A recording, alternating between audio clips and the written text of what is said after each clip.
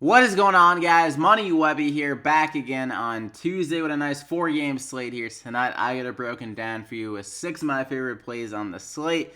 My money 6. So before we get going, slap up that like button if you're ready to go here tonight and win some money. Let's try to get over 100 likes in this video. If we can do that, thank you so much. Yesterday, we had a pretty solid night. I mean, 4 out of the 6 plays are extremely good. Blake Griffin got a triple-double.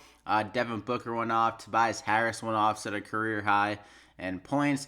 Marketing filled it up. He wasn't as efficient as I was hoping for, but he still returned a lot of value. But then the final 2 plays are really bad. First one was just really unlucky with Belicha. I mean, the friggin' Kings got absolutely demolished, and he only played 5 minutes. They ended up pulling the starters, and for whatever reason, he didn't get put back in the game.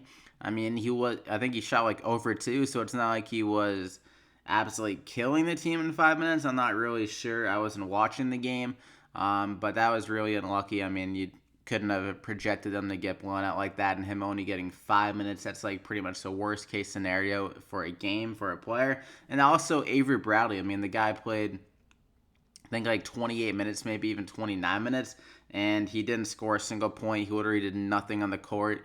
So that was really disappointing. I figured he would be a little bit more active on the defensive end and get some steals or something like that, or even just get some easy buckets. I mean, when players are on the court for that long, normally they can find themselves their way to score, but he wasn't able to do so. And also, I tweeted out about Emmanuel Mudiay, though, with the news of Tim Hardaway Jr. being out. I tweeted out how it helped guys like Knox and Mudiay. Mudiay was the biggest guy that really just went off yesterday. So if you saw that tweet, you probably did. You benefited if you play Mudiay. And also, I tweeted out about Derrick Rose. You could have had a much bigger night if the Timberwolves didn't kill the Kings. Like I mentioned, he had 33 DraftKings points in only 24 minutes, so it could have been even a bigger night for him. But all in all, pretty solid night. Considering that, like, including Mudiay, at like 5 out of what is that, 9 guys or so that I've mentioned, return a ton of value and like were some of the best players on the slate. So before we get going, if you haven't subscribed yet, definitely do so to continue to get these plays. And like I said, follow me on Twitter because I tweet out a lot of updates. I mean, the NBA news can come random times. Like, I had no idea that Tim Hardaway Jr. wasn't going to play yesterday until the tweet. So you always got to stay updated on Twitter to figure out those kind of late breaking news that really can just change a slate. So let's get into it, though. I'm going to go with John Wall first up. He's been balling out recently. 2 out of the last 3 games, 79 and 66 DraftKings points. And he's been playing a ton of minutes in those games as well, 42 and 41 minutes. That Celtics game did go to OT, but still 36 minutes is a good amount of run. And maybe he's starting to ball it a little bit more because there were those like trade rumors that he might be traded to like the Lakers or the Kings or not the Kings, the Knicks or something like that. So maybe he's kind of taking those rumors to heart, and he wants to prove like the doubters wrong and stuff like that, stepping up his game. And against the Atlanta Hawks, they don't play much defense. His game is going to be super fast-paced, a lot of scoring, and Trae Young just isn't athletic and physical enough to stop John Wall off the dribble, I think. So I can see John Wall getting a lot of driving layups here in this game, and also finding some players from the three-point line like Bradley Beal, Trevor Ariza, Jeff Green, just getting a good amount of assists and scoring a lot of points. So I think he can get over 50 DraftKings points again in this game. So I'm going to go ahead and lock him in there at 9,800. Then we're going to go with Jamal Murray.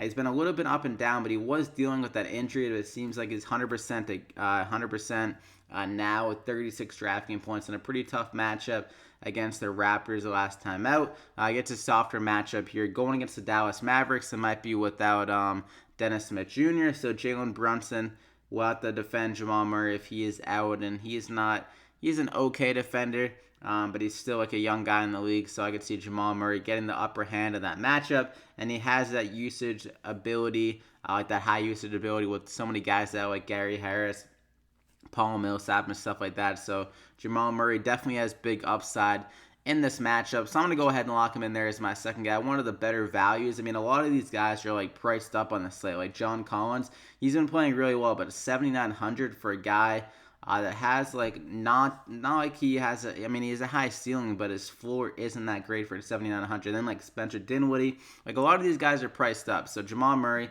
I think, is one of the better values for his upside. And then for my third guy, I'm gonna go with Lonzo Ball. It seems like he's settling in a little bit, and for whatever reason, I feel like I mean not this year, but I feel like he's just more comfortable in these games where there's less implications, like not really in front of the bright lights, where he can just kind of settle in and find his groove and not really like. It seems like what kind of slows him down is like the mental aspect of the game. Like he's very indecisive in some of his takes, but when he kind of just plays free, I think this is one of those games where he can play free and fill it up. And against the Brooklyn Nets, I mean their defense is not great against guards. DeAndre Russell, certainly not known for his defense, so I think Lonzo Ball can score a little bit here in this game, and also he's been filling it up in a lot of categories of blocks, steals. D'Angelo Russell is a guy that turns the ball over a good amount, and he has that rebound and assist ability as well. So I think he can take advantage of his upside here again and maybe flirt with around 35 to 40 DraftKings points. His minutes have been great, around 35 minutes per game. So I'm going to go ahead and lock him in there as my third guy. Then we're going to go with Kent Bazemore here. The Wizards don't play much defense as well. Kent Bazemore played really well against them earlier this year. He won for 22 and 6, and he won for 43 DraftKings points in that game. So Kent Bazemore has quietly been on a nice little stretch here. Over the last couple of games, he's had over 30 DraftKings points in all 5, and he's kind of been stepping up. I mean, Trae Young has been really inconsistent. They need that consistent scoring from the guard position, and Kent Bazemore has kind of provided that for the most part.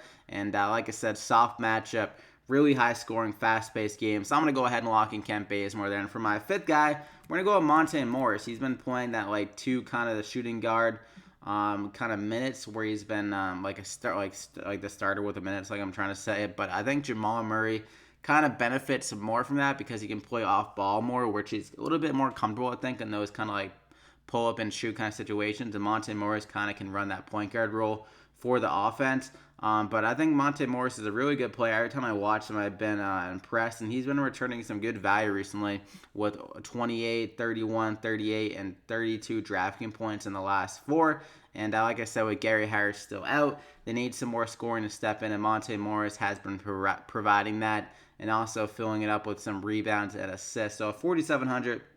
His price hasn't gone up much, and if he can just continue what he's been doing recently, get us around like 28 DraftKings points to 30, then he's going to give some solid value, around 6 times value on this slate. So I'm going to go ahead and lock him in there as my fifth guy. I'm going to go with my last guy, Trevor Ariza, the newly acquired Wizard here. Otto Porter is going to be out of this game, so that means Ariza will step right in and probably be playing a lot of minutes. I mean, they really don't have much depth without Otto Porter. I mean, Kelly Oubre was traded as well, so their small forward / power forward position is pretty slim. Also, Dwight Howard out. Markieff Morris is pretty much like the backup center, and there's really like no one on the bench to really take or like to help out Trevor Ariza with some minutes. I mean, they might have called someone up, but there's really no like noteworthy guy. So I think that Trevor Ariza is probably gonna get like 35 minutes in this game and kind of fill that Otto Porter role in this game where he's kind of this on the corner of the 3-point line, like ready for pull-up and shoot opportunities. And I think John Wall can definitely find him for a good amount of opportunities. I mean, Otto Porter, it wasn't a game without John Wall against the Hawks, but he was able to go over 40 DraftKings points in that game. Their 3-point defense is definitely not great. They're last in the league with a 38% clip allowed. So I can see Trevor Ariza hitting a few threes, getting some solid rebounds as he's kind of like that small forward / power forward kind of role. He was rebounding pretty well for the Suns. And at 4,600, really solid value with the guy in a role that like Otto Porter was able to kind of average. How many points has he been averaging? Probably around like 30 per game. 26, so that's still pretty solid. So entering that Otto Porter kind of role at 4,600 is really cheap and a really, like I said, high scoring, not much defense matchup. So I'm going to go ahead and lock him in there as my final guy. So that's it for the Money 6, and you still got a good amount of money left over with $57.50 remaining. So I hope you enjoyed it. Slap a like if you did. Over 100 likes, that would be awesome. Thank you. And like I said, subscribe if you haven't already. After you subscribe, if you haven't hit the bell icon next to the subscribe button, it's really a helpful way to kind of get alerted every time I upload so you don't miss out on a video or any of this content. So good luck on the slate. Also, tweet out any updates at MoneyWebby on Twitter if any news breaks, like if Kent Bazemore gets punched in the face on the way to the arena and he can't play or something like that. You never know with these NBA players. Everything's kind of popping up. The injury report is definitely one of the worst things about the league for DFS, is that it's really up and down. You never kind of know what's going to happen before lock, but it is what it is. We got 4 games here, so good luck, and we'll see you back here again next time.